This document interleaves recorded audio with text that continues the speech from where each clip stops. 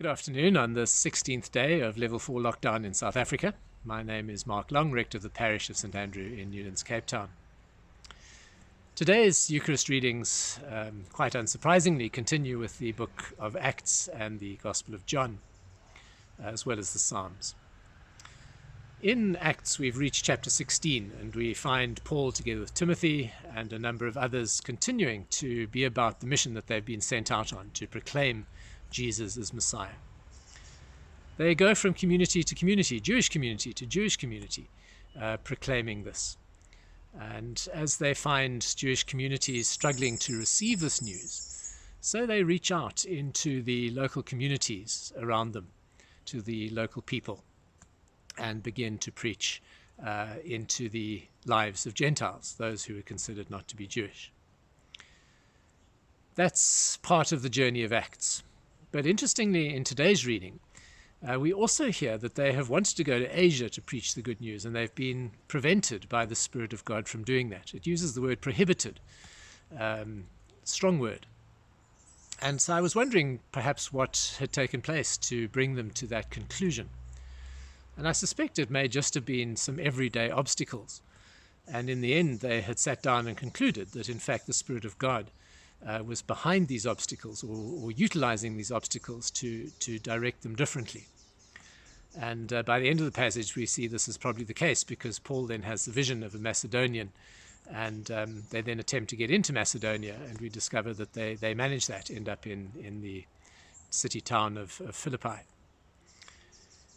But this concept that the Spirit may in fact prohibit is something we need to think a little about. We're in a time when, under lockdown, the church is prohibited from doing a lot of things that we have considered to be normal, life-giving, part of God's purpose for us as people of faith. Things like gathering, coming together, meeting face to face. These things are not able to happen. I suggested a few days ago that perhaps some of the things that we're not able to do, that we've lost, that we should leave lost. There are a few things about lockdown that I will be happy to leave lost when lockdown ends and we can move forward. But I think there are also things that certainly I've been learning and drawing into my life and ministry in this time that would be good to take forward as well. But it's easy to just say that we're in lockdown and we're not able to do all these things because of government regulation. We can blame it on the coronavirus. We can find various avenues to do that.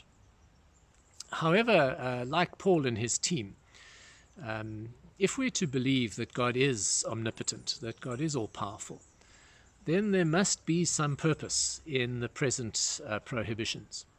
There must be some things that God is wanting us to learn, and I suspect to unlearn as well. And I'm wondering whether you've had a chance to reflect on that, or whether that's even been a thought, that actually God does have purpose in what we're experiencing now.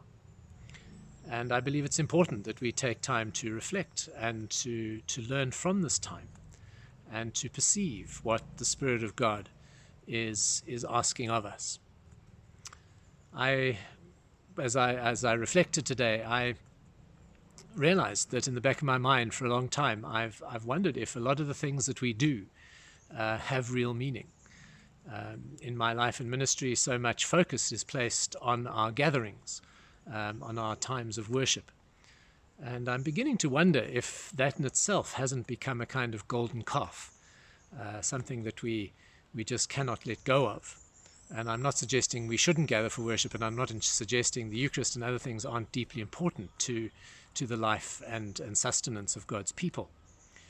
But I think we often miss opportunities to be involved in mission, because so much of our time and resource is aimed in one direction.